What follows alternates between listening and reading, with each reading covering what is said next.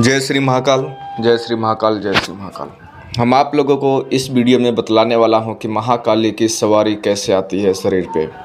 जो हम इस वीडियो में विधि विधान बतलाने वाला हूं, बहुत इम्पोर्टेंट जानकारी बतलाने वाला हूं। विधि विधान मंत्र सहित बतलाने वाला हूं, कैसे करना है, क्या करना है, महाकाली की सवारी कैसे आती है शरीर पे, क्या ढोंग मचाते हैं लोग, क्या ओरिजिनल में करते हैं, कौन कर सकते हैं, कौन नहीं कर सकते हैं, पूरी बात हम डिटेल में इस वीडियो में बात करने वाले हैं।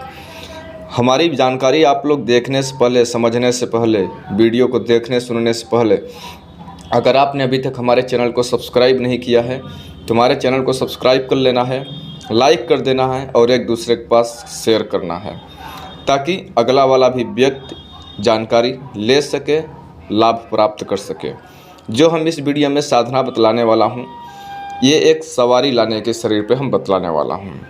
जो हम इस वीडियो में साधना की बात कर रहे हैं, महाकाली की सवारी आने वाला, स्त्री भी कर सकते हैं, पुरुष भी कर सकते हैं, निश्चिंत होकर कर सकते हैं। सात्विक साधना हम बतलाने वाले हैं, क्योंकि आप लोगों को पता होगा महाकाली की अगर कोई भी व्यक्ति साधना करता है तो उसके साथ ऐसी ऐसी दिव्य शक्तियाँ प्राप्त होती हैं, ऐसे ऐसे उसकी एनर्जियाँ प्राप्त होती हैं जो कि दूसरी साधना करने के लिए ज़रूरत नहीं पड़ती है। अगर दूसरी साधना अगर वो प्रत्यक्ष रूप से कोई भी साधना अगर करना भी चाहता है तो उसके जैसा पावर एनर्जी, दिव्य दृष्टि, ये सब की ज़रूरत नहीं पड़ती है। देखिए, सवारी कई प्रकार की होती हैं। हमारे नज़र में मुख्य रूप से सवारी दो प्रकार का आती हैं। पहला सवारी होता है, जैसे आपने कभी कहीं पर देखा होगा, किसी के ऊपर शरीर पर भूत प्रेत चुड़ैल आ जाता है तो झूमने लगता है। एक दूसरे के बाबा तांत्रिक के पास जाते हैं, ओझा वैद्य के पास, वो झड़वाना फूंक लगवाने के लिए। भूत प्रेत की एक सवारी आती है और एक सवारी होती है जो कि देवी देवता की सवारी आती है।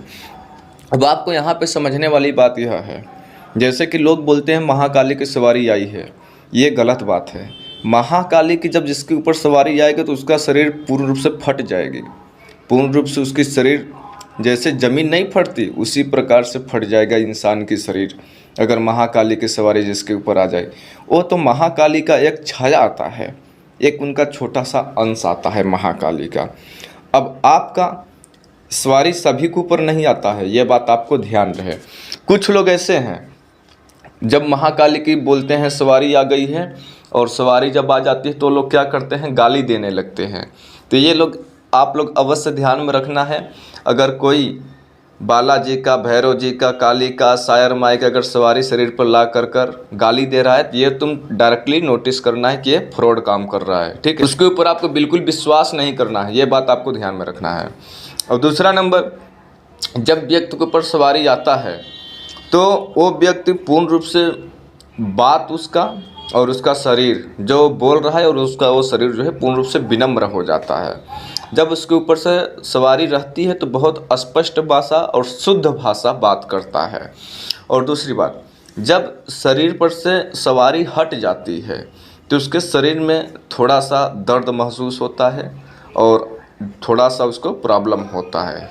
और वो जब सवारी शरीर में, काली माँ का शरीर पर सवारी है तब तक के शरीर में उसका अनुभव उसको कुछ समझ में नहीं आता है। थोड़ा बहुत जैसे बेहोश होता है इंसान, इंजेक्शन तो लगने में आँख से दिखता है बट दर्द नहीं होगा। उसी प्रकार से सवारी में आप तो देख रहे हो कि मैं झूम रहा हूँ, मैं बोल रहा हूँ, मैं जवाब दे रहा हूँ, बट आपको अपने अवचेतन मन में नहीं रहोगे, ठीक है। और सवारी उसी के ऊपर आता है। देखिए, सवारी आना कोई दाल भात नहीं है, कोई बच्चों का खेल नहीं है, ठीक है। सवारी मैं इस वीडियो में आप लोगों को डिटेल इसलिए बतला रहा हूँ क्योंकि कोई साधक हमने पूछा कमेंट करके कि उनके लिए मैं स्पेशल ये बात बतला रहा हूँ और उनके ही वजह से कई लोगों को लाभ भी प्राप्त हो जाएगा। सवारी उसी व्यक्ति के ऊपर आता है जो दूसरे का जन कल्याण करता है, जो सात्विक विचार से रहता है, जो दूसरे का भला करता है, जो किसी का कभी भी किसी के बारे में गलत कुकर्म, गलत कर्म नहीं सोचता है, उन्हीं लोगों के ऊपर सवारी आता है। माना कि अगर बहुत लोग सही कर्म करते आ रहे हैं, दूसरे का जन कल्याण करते आ रहे हैं, उन लोगों भी अगर सवारी मंगाना चाहते हैं, अपने शरीर पे बुलाना चाहते हैं, या तो फिर आप सवारी बुला कर अपने शरीर पर तीव्र गति से सबसे हाई लेवल की सवारी आप अपने ऊपर बुलाना चाहते हो। सवारी का हाई लेवल स्लो मोशन का मतलब यह हुआ कि काली माँ का जितना छत्र छाया आपके ऊपर, उनका दिव्य दृष्टि, उनका आशीर्वाद बनेगा, उतना ज़बरदस्त सवारी आएगा, उतना ज़बरदस्त सवारी आएगा तो उतना एकदम सक्सेसफुल यानी कंप्लीट एकदम दूसरे का आप निवारण कर सकते हो। भूत प्रेत बांधा, दुख बांधा, कोई भी बीमारी हो, कोई भी क्रिया हो, आप दूसरे का अच्छा कर सकते हो जितना आपका श्रद्धा रहेगा। ठीक है, इसमें हम आपको मंत्र सहित बतलाने वाला हूँ, और जो हम इस वीडियो में मंत्र बतलाऊंगा वो मंत्र को सबसे पहले आपको याद कर लेना है, फिर आपको इस मंत्र को साधना करना है, तब आपको सवारी आने लगेगा। और साधना ये आपको एक दिन में अगर सिद्ध करना चाहते हो तो धनतेरस से, ये जो धनतेरस आने वाला है उस दिन से साधना स्टार्ट करना है, और आपको दीपावली तक ये साधना स्टार्ट करना है। 2 दिन साधना करना है, धनतेरस स्टार्ट करना है, दीपावली को साधना भी करना है और हवन भी करना है। 51 माला दोनों दिन करना है। ठीक है, जो इसमें हम मंत्र बताएंगे और जो विधि विधान बतलाएंगे, जो व्यक्ति अगर ये इसको कर लेता है तो वो व्यक्ति दरबार लगा सकता है, और दूसरे का कितना बड़ा भी बाधा हो, कोई भी क्रिया हो, कुछ भी हो, उसका सही कर सकता है। अगर आपके शरीर पर सवारी आई हुई है, कोई व्यक्ति अगर दर्शन भी कर लेता है आपका, तो उसका बिगड़े काम बनने लगते हैं। ये बात आपको ध्यान में रहना चाहिए। देखिए, सबसे पहले आप लोगों को मैं मंत्र बतला दे रहा हूँ, मैं स्क्रीनशॉट भी लगा दे रहा हूँ। ठीक है, क्योंकि मैं कॉपी पे पेन पे ये मंत्र लिख कर आपको दे दूँगा, ताकि कोई कॉपीराइट न करे और आपको याद करने में भी आसानी हो जाए, क्योंकि गुरुमुखी से मंत्र मैं बता रहा हूं, जो कि गुरु गद्दी से प्राप्त है, जो कि ये मंत्र आपको किसी भी किताब में, किसी भी सोशल मीडिया पे, इंस्टाग्राम, यूट्यूब, गूगल पे नहीं मिलने वाला है। मंत्र आप लोग ध्यान से सुन लीजिएगा। ओम नमो आदेश गुरु को, बंगाल से आई सवारी, शेरा वाली माता की, आगे चले हनुमान, पीछे चले भैरव, साथ में आए काली माता, मेरे शरीर को सवारो, सवारी के रूप में रुपचावे, भगत का वाचा सिद्ध करो, न करो तो भैरव की दुहाई, गुरु का मंत्र साचा, पिंड काचा, फूरो मंत्र ईश्वर वाचा। एक बार आप लोग मंत्र फिर से सुन लीजिएगा, जहां नहीं समझ में आना है कमेंट्स के माध्यम से आप लोग पूछ सकते हो। ठीक है, ओम नमो आदेश गुरु को, बंगाल से आए सवारी, शेरा वाली माता की, आगे चले हनुमान, पीछे चले भैरव, साथ में आवे काली माता, मेरे शरीर में सवारो, सवारी के रूप में रुपचावे, भगत का वाचा सिद्ध करो, न करो तो भैरव की दुहाई, गुरु का मंत्र साचा, पिंड काचा, फूरो मंत्र ईश्वर वाचा। ये मंत्र महाकाली शक्तिपीठ मंत्र की दुनिया पे ओनली बताया जा रहा है। ठीक है, ये मंत्र को आप लोग पहले याद कर लेना है। एक सौम्य रूप वाला काली माँ का प्रतिमा लाना है, सौम्य रूप, ध्यान रहे विकराल रूप वाला नहीं, सौम्य रूप। ठीक है, सौम्य रूप माता के समान से एक प्रतिमा लाना है। ध्यान रहे प्रतिमा जो है 1.5 फुट का कम से कम होना चाहिए, और मीठा लेना है, और दीपक लेना है। दीपक में इत्र और कुमकुम डालेंगे, देसी घी का या तिल का या सरसों का तिल का दीपक जलाएंगे, और मिट्टी के बर्तन में जलाएंगे, और काला वस्त्र पहनेंगे, काला वस्त्र पे आसन करेंगे, सर में भी काला कपड़ा पहनेंगे। और ये साधना आपको खुले आसमान के नीचे कहीं पर खंडर जगह ये साधना करना है, मतलब कि जहाँ पे तन्हाई जगह हो, शांति इलाका हो। जब ये साधना आप करोगे, 51 माला का जाप करना है रुद्राक्ष की माला से, तो आपको पहले ही नाखून काट लेना है। नाखून टच नहीं होना चाहिए जब आप मंत्र जाप कर रहे हो, नाखून माला में नहीं टच होना चाहिए, और माला ज़मीन में टच नहीं होना चाहिए। ये बात आपको अवश्य ध्यान में रखना है। साधना में सक्सेस होने के लिए सबसे बड़ी बात माने होता है कि विधि विधान और मंत्र, गुरु का सत्य मार्गदर्शन, ये 3 चीज़ बहुत ज़रूरी होता है। ये बात आपको ध्यान रहे। गुलाब का पुष्प रखोगे लाल, या गुलाब का हो सकता है या गुड़हल का हो सकता है, और सामने काली माँ के सामने एक दीपक जलाओगे, एक दीपक बड़ा जलाओगे, और 4 जगह, यानी जो दीपक बड़ा जलाया है आपने, दीपक बड़ा मिट्टी के बर्तन में, तिल का दीपक तेल हो सकता है, सरसों हो सकता है, देसी गाय का घी का हो सकता है, उसमें इत्र और कुमकुम डाल देना है, और साइड में 4 दीपक और जलाना है। उसमें कुछ नहीं डालना है, नॉर्मली दीपक जलाना है, वो भी मिट्टी के बर्तन में, यानी 4 छोटे मिट्टी के बर्तन होंगे और एक बड़ा मिट्टी का बर्तन होगा। और गुलाब का फूल हर एक दीपक के पास में रखना है। अगरबत्ती जलाना है, धूप बत्ती जलाना है, थोड़ा इत्र का छिड़काव करना है। फिर आपको 51 माला इस मंत्र का जाप करना है। मंत्र ध्यान में याद कर लेना है।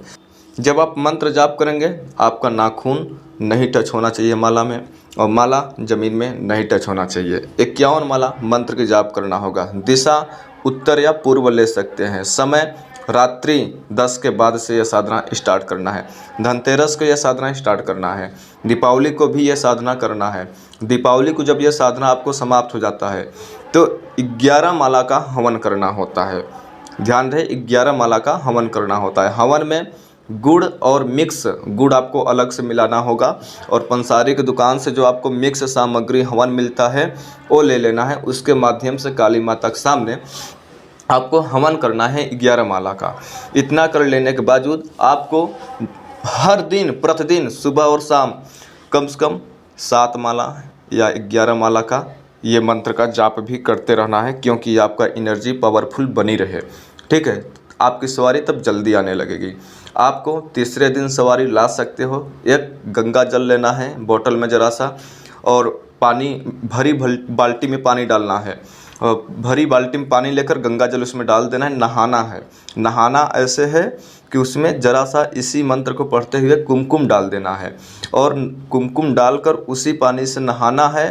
पानी को कोई टच न करे। जब आप पानी नल से या हैंडपम्प से भर रहे हो, कोई टच न करे, उसमें गंगा जल और कुमकुम डाल देना है और नहाना है। नहाना ऐसे है, ऐसे स्नान करना है कि आपका शरीर का कोई भी एक भी पार्ट अधभिगा न है, जहाँ कि आपको शरीर पर वहाँ पे पानी न पहुँचा हो। ऐसा नहाना है कि आपको पूरी शरीर भीग जानी चाहिए। ठीक है, आपको एक रूम में कक्ष में जाएंगे, काली माँ का फोटो रखेंगे, आप पूजा का स्थान में बैठेंगे, इस मंत्र का जाप करते रहेंगे और आपका शरीर में सवारी काली माँ की आ जाएगी। मैं गारंटीड और प्रत्यक्ष रूप से बता रहा हूँ, जो इसका एक एक्सपीरियंस है, इसका एक अनुभव है मेरे पास। ठीक है, अगर आपने धनतेरस या दीपावली से साधना नहीं स्टार्ट करना चाहते हो तो आपको किसी भी शुक्ल पक्ष के शनिवार से साधना स्टार्ट कर सकते हो।